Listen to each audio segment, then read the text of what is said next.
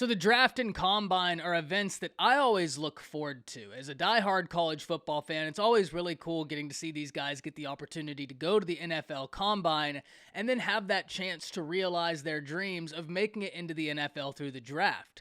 So it's always a time period that I'm very excited about. But today, we need to talk about how certain teams are sending an insane amount of talent to the draft, with Georgia leading the way at 14, Alabama and Oklahoma with 11 apiece, and Texas A&M and LSU with 9 apiece. But today, we're going to focus in on a few of these teams and really dive into who they're losing and what this all means. But before we do, as always, y'all know the drill. I want to hear from you. Hop down to the comments, Y for yes, N for no. Are you excited about the combine and subsequently the NFL draft? Let me know what you're thinking. If you are new to the channel, be sure to subscribe, hit that bell notification because I do constant college football content. You don't want to miss any of it, and if you enjoy this content, like and comment down below. Those interactions, though small, are truly massive to content creators such as myself, and both getting picked up and maintained by the YouTube algorithm. But having said all of that, let's dive right into this because it is unbelievable how much talent is being sent from a few teams. We talked about Georgia,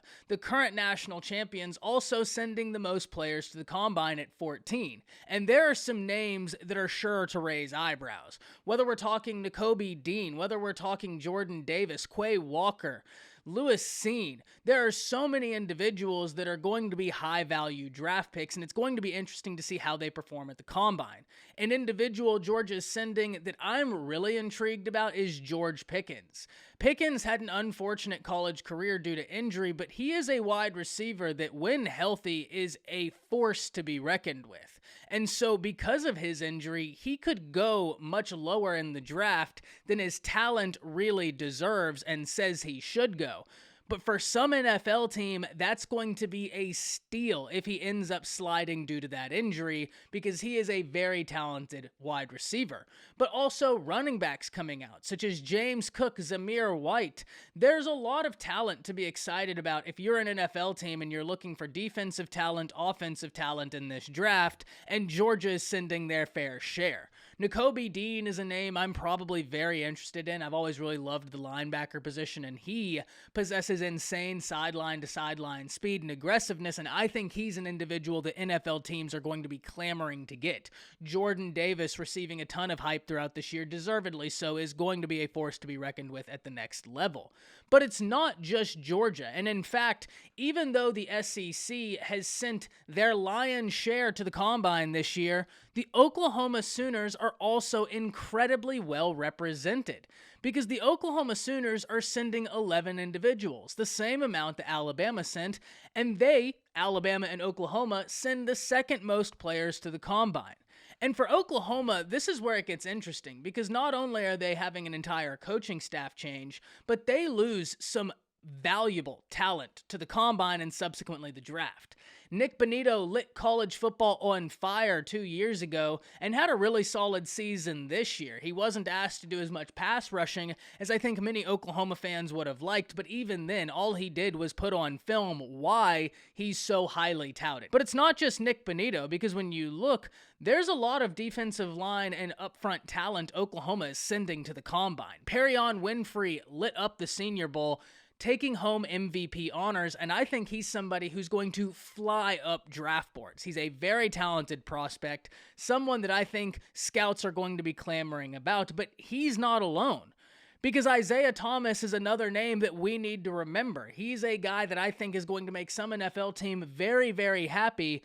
And it's just really interesting when we look at this list and see how well represented Oklahoma is through it all. Oklahoma recruited very well, getting in a top 10 class, not only in recruiting, but also via the transfer portal. It's never easy to replace guys like this. I mean, when we're talking about it, you're talking Brian Asamoah, Gabe Burkick, Kennedy Brooks, Jeremiah Hall, Marquise Hayes, Tyrese Robertson, Isaiah Thomas, Turner Yell, Mike Woods, Perion Winfrey, Nick Bonitto. So you're losing guys all over the field. That's never easy to be able to make up that talent. But whenever you bring in a top 10 recruiting class plus a top 10 class in transfer portal acquisitions, it's sure to help. So I'm very intrigued to see not only where these dudes from Oklahoma end up, because I think there's a lot of names on this list that are going to make scouts very excited, but also how Oklahoma goes moving forward losing this talent, because there's a lot of dudes in here that are going to be phenomenal NFL players and were phenomenal college football players. And finally, you don't think we couldn't finish this out without talking about the Alabama Crimson Tide? Not today. Alabama sends 11 as well, and once again, like Oklahoma, they send some dudes that are going to be extremely high draft picks, but it makes you wonder, what's the future looking like for that position? Namely, that left tackle position where Evan Neal is probably going to be a top 10 pick, and I say probably very loosely. That is almost a guarantee with how talented he is. Now, once again, like I said for Oklahoma, whenever you look at what Oklahoma lost, naturally you must look at recruiting because that's how you're going to replace the talent. And now with the existence of the transfer portal, that is another way as well. Now, for Alabama, though they didn't bring any offensive linemen through the transfer portal, they've gotten back-to-back classes of very talented offensive line hauls. Whenever Kyle Flood was the offensive line coach, 2 5-star tackles, the number 2 guard in the nation, the number 1 center in the nation. They backed that up this year with a 5-star tackle, Tyler Booker, and more very good offensive line talent. So, offensive line, it's going to be an area I think Alabama fans everywhere are going to be watching closely. Even though you lose Jameson Williams and John Mechie, who I'm going to talk about here in a little bit, there's still wide receivers in that room that have showed out, whether that be in the spring game or have the ability to do so.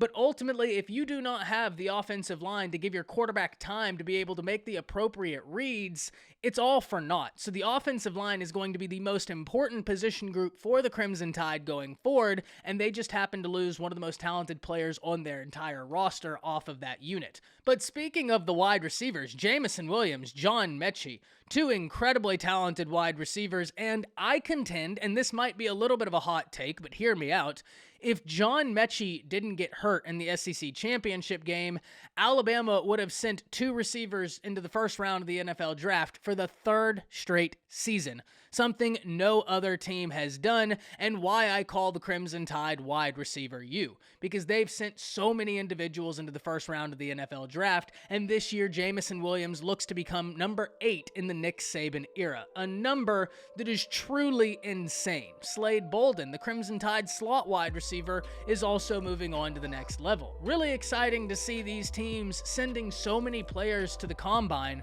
but now I'm really interested in hearing from you. Hop down to the comments, let me know who you think the biggest loss for Georgia, Oklahoma, and Alabama is through the combine. That's it.